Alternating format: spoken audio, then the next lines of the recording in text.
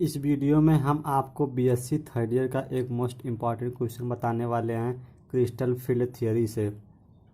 यह question Purvanchal university में 2014 से 2019 तक लगातार पूछा गया है और भी जैसे फैजाबाद यूनिवर्सिटी, लखनऊ यूनिवर्सिटी, फिर महात्मा गांधी काशी विद्यापीठ, यह क्वेश्चन हर यूनिवर्सिटी में पूछा जाता है। तो चलिए क्वेश्चन देखते हैं और साथ में मैं आपको इसका एक अच्छा कंटेंट देने वाला हूं कि आप एग्ज़ाम में कैसे लिखेंगे। तो चलिए वीडियो को स्टार्ट करते हैं। देखिए क्वेश्चन पहले क्या है, what is crystal field splitting. Crystal field splitting क्या है, यह एक नंबर में भी पूछा जाता है। और discuss the splitting of D orbital in octahedral complex. Octahedral complex में क्रिस्टल फील्ड स्प्लिटिंग कैसे होती है और इसका जो डायग्राम होता है वह भी एक नंबर में पूछा जाता है। Draw the crystal field splitting of draw the diagram of crystal field splitting of D orbital in octahedral complex. तो देखिए सबसे पहले यहाँ what is crystal field splitting. तो सबसे पहले क्रिस्टल फील्ड स्प्लिटिंग जानते हैं, फिर ऑक्टाहेड्रल में कैसे होती है आपको बताएंगे। देखिए answer, crystal field splitting the splitting of 5d orbital of the metal ion into two set having different energy is called crystal field splitting। Metal का जो डी ऑर्बिटल होता है, मेटल का जो डी ऑर्बिटल होता है वह स्प्लिट कर जाता है, टूट जाता है दो डिफरेंट एनर्जी लेवल में, उसी को क्रिस्टल फील्ड स्प्लिटिंग कहते हैं। आगे हम आपको बताएंगे कि मेटल का जो डी ऑर्बिटल होता है, मेटल का जो डी ऑर्बिटल होता है, यह 5 ऑर्बिटल होते हैं, 1 2 3 4 5, यह टूट जाते हैं और 2 हाई एनर्जी में चले जाते हैं, ऊपर चले जाते हैं और 2 नीचे आ जाते हैं, 3 नीचे आ जाते हैं। अभी हम आपको आगे बताएंगे। तो अब crystal field splitting of D orbital in octahedral complex, आप उसका सटीक आंसर कैसे लिखेंगे हम आपको एक शॉर्ट नोट्स भी देंगे। तो जानिए कि crystal field splitting of D orbital in octahedral complex, octahedral complex में क्रिस्टल फील्ड स्प्लिटिंग कैसे होती है। सपोज करेंगे कि in an octahedral complex Mn6 hexagonal complex, in an octahedral complex Mn6, यहाँ पॉजिटिव हो सकता है, नेगेटिव भी, और यन शो कर रहा है number of charge in which central metal ion Mn। इसमें जो यम है वह सेंट्रल मेटल आयन है, इज सराउंडेड बाय 6 लिगेंड, और जो इसमें जो लिगेंड है, जो मेटल है यह 6 लिगेंड से सराउंडेड रहता है। Occupied 6 ligand, surrounded by 6 ligand which are occupied in 6 corner of octahedron along 3 axes XYZ। देखिए यह मेटल है, मेटल के सराउंडेड 6 जो है लिगेंड है, 1 2 3 4 5 6, और वह 6 कार्नर पर इस ऑक्टाहेड्रॉन के, या जो ऑक्टाहेड्रॉन कॉम्प्लेक्स है,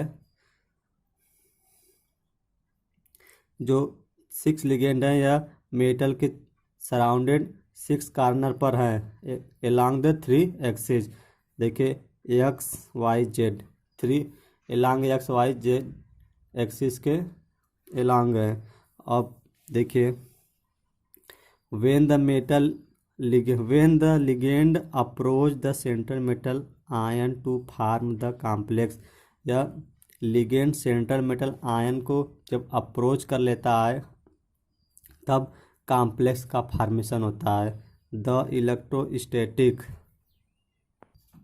जब यह मेटल के सराउंडेड 6 लिगेंड मेटल को अप्रोच करते हैं, सेंट्रल मेटल को अप्रोच करते हैं, तब कॉम्प्लेक्स का फॉर्मेशन होता है।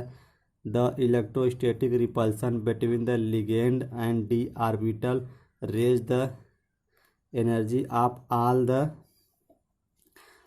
The 5 degenerate d orbital to give 5 excited degenerate d orbital। This is only hypothetical situation। Metal और लिगेंड के बीच जो इलेक्ट्रोस्टैटिक रिपल्सन होता है उससे मेटल के डी ऑर्बिटल की एनर्जी बढ़ जाती है, इंक्रीज कर जाती है। वह मेटल के 5D मेटल के all the 5D generate, metal के पाँचों ऑर्बिटल जो होते हैं वह डी ऑर्बिटल। डी जनरेट का मतलब यहाँ है कि पांचों ऑर्बिटल की एनर्जी सेम है। पांचों 5D orbital to give 5 excited degenerate orbital. वो 5D जनरेट डी ऑर्बिटल मतलब सेम एनर्जी के ऑर्बिटल इलेक्ट्रोस्टैटिक अट्रैक्शन रिपल्सन के बाद एक्साइटेड स्टेट में चले जाते हैं। एक्साइटेड स्टेट में जाने के बाद भी उनकी एनर्जी सेम रहती है। This is only hypothetical situation, यह एक हाइपोथेटिकल सिचुएशन होती है।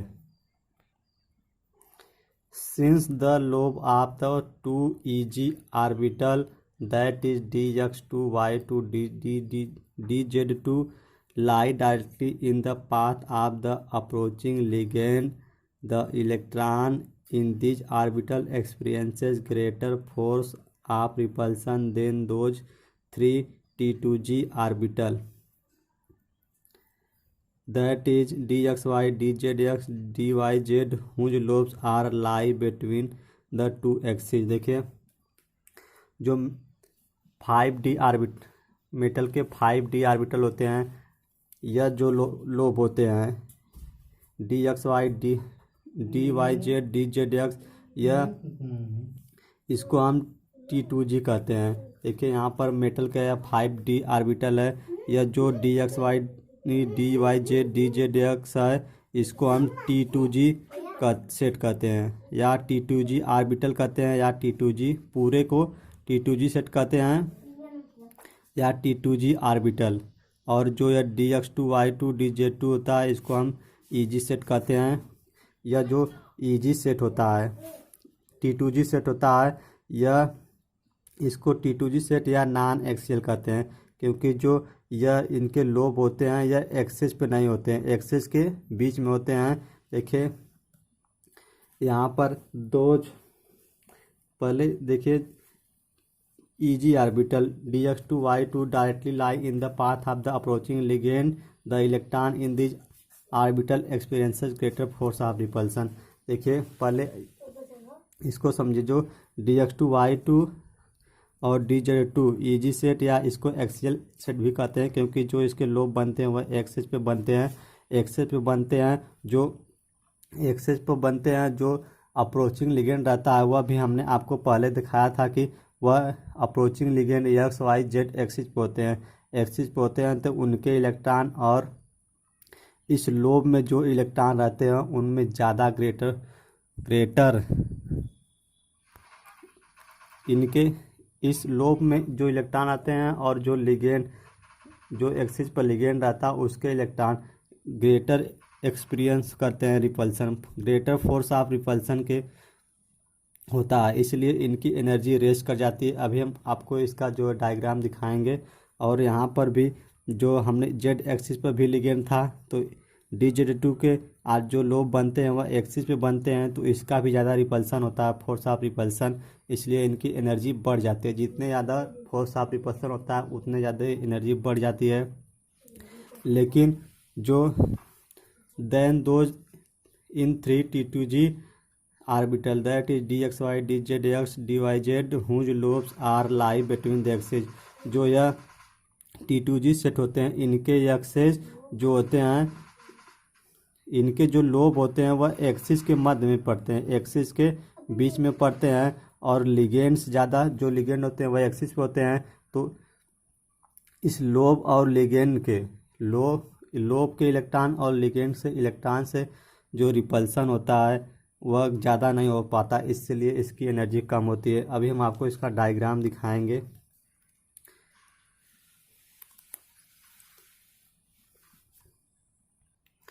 The energy of EG orbital in increase.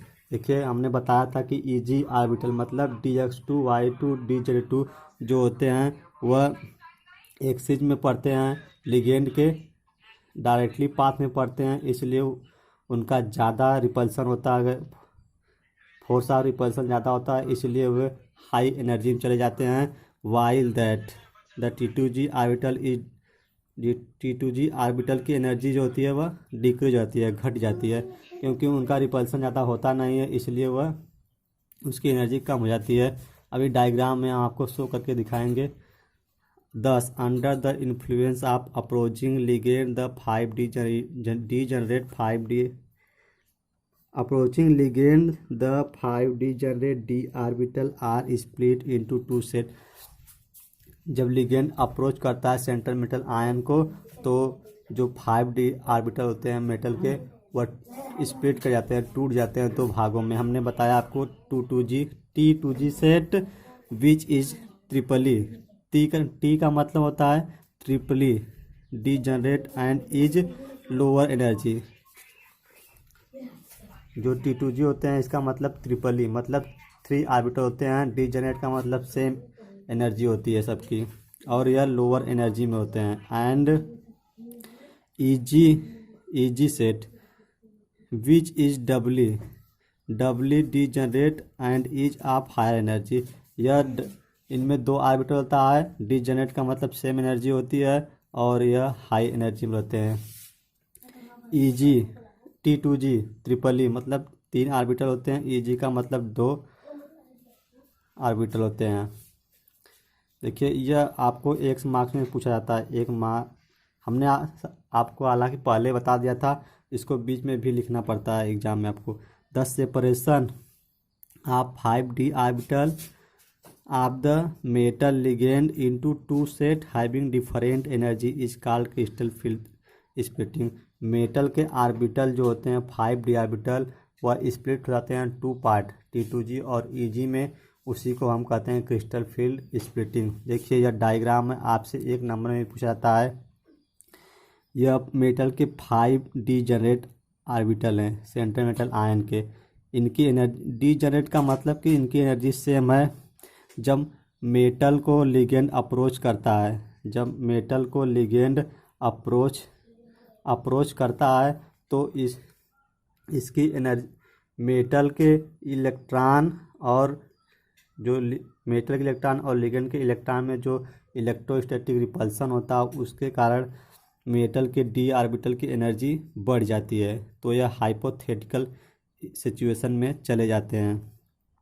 यह केवल एक हाइपोथेटिकल सिचुएशन होता है, और फिर जो लिगेंड अप्रोच करते हैं उसके कारण यह टूट जाता है 5D Janet orbital. 5D Janet orbital में हमने आपको बताया कि यह पहले के 3 जो होते हैं T2G होते हैं, और यह 2 EG होते हैं। जब मेटल के ऑर्बिटल को लिगेंड के इलेक्ट्रॉन द्वारा अप्रोच करते हैं, तो जो यह लिगेंड एक्सिस में पड़ते हैं, जो मेटल के डी ऑर्बिटल के लोब्स एक्सिस में पड़ते हैं, greater force of repulsion experience करते हैं। उसके कारण यह DX2 DZ2 की एनर्जी इंक्रीज कर जाती है। ग्रेटर फोर्स ऑफ रिपल्सन कारण इनकी एनर्जी इंक्रीज कर जाती है, और यह हाई एनर्जी लेवल में चले जाते हैं। और बाकी के 2 इनके लोब जो होते हैं एक्सिस पर ना होकर लोब जो होते हैं एक्सिस के बीच में होते हैं, इसलिए इनका फोर्स ऑफ रिपल्सन बहुत कम होता है, कम रिपल्सन एक्सपीरियंसेस करते हैं, इसलिए यह लोअर एनर्जी में चले जाते हैं।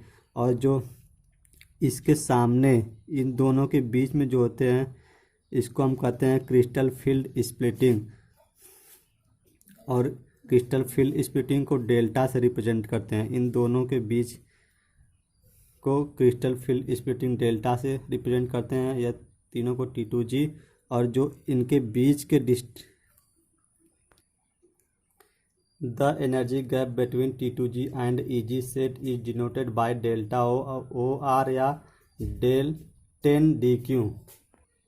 और यहाँ हम एनर्जी शो करते हैं, जो इनके बीच एनर्जी डिफरेंस होता है, इसको हम रिप्रेजेंट करते हैं, डिनोट करते हैं डेल्टा O से या 10DQ। 10DQ डेल्टा O के बराबर होता है। डेल्टा O को क्रिस्टल फील्ड स्प्लिटिंग भी कहते हैं, हमने अभी आपको बताया।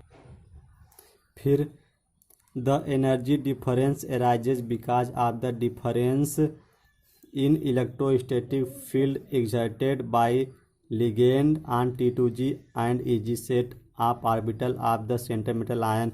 या जो एनर्जी डिफरेंस एराइजेज होता है, यहाँ पर देखिए हमने डायग्राम में आपको दिखाया जो इनके बीच और इनके बीच जो एनर्जी का डिफरेंस एराइजेज होता है, या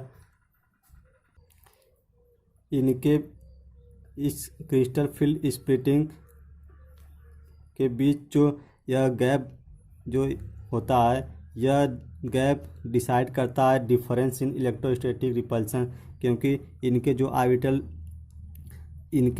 व एक्सिस के बीच में पड़ते हैं, इसलिए इनको जो होता है इलेक्ट्रोस्टैटिक जो फोर्स होता है वह कम लगता है, इसलिए इनका बहुत कम एनर्जी गैप होता है, और इनपल्सन होता है वह बहुत ज़्यादा होता है, इसलिए इनके बीच जो एनर्जी का डिफरेंस है बहुत ज़्यादा होता है।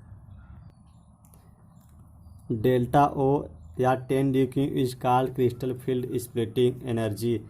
अभी हमने आपको बताया कि जो डेल्टा ओ होता है वह 10 DQ के बराबर होता है, और उसे क्रिस्टल फील्ड स्प्लिटिंग एनर्जी भी कहते हैं। The energy of T2G orbital is -0.4 delta o less than that of hypothetical degenerate d orbital, whereas the energy of EG orbital is 0.6 delta O more than that of the hypothetical degenerate d orbital। देखिए हमने ये बताया कि यह hypothetical situation है, state है, इससे जो होती है वह T2G की एनर्जी उससे लेस होती है, लेस देन होती है, कम होती है डीजनरेट ऑर्बिटल की, और EG ऑर्बिटल की जो एनर्जी होती है वह इस क्रिस्टल फील्ड डेल्टा ओ से ज़्यादा होती है, अधिक मोर होती है। The loss and gain in energy of T2G and EG orbital is shown by positive and negative sign respectively। देखिए यहाँ पर जो निगेटिव और पॉजिटिव साइन है यह शो करता है कि एनर्जी यह लॉस करती है, और यहाँ पर पॉजिटिव साइन है यह शो करता है कि यह एनर्जी गेन करता है रिस्पेक्टिवली। और उम्मीद करता हूँ कि यह वीडियो आपको जब बहुत पसंद आई होगी, पसंद आए तो आप एक लाइक कर दीजिए, चैनल पर सब्सक्राइब कर लीजिए। नोट्स मैं डिस्क्रिप्शन में दे दूँगा।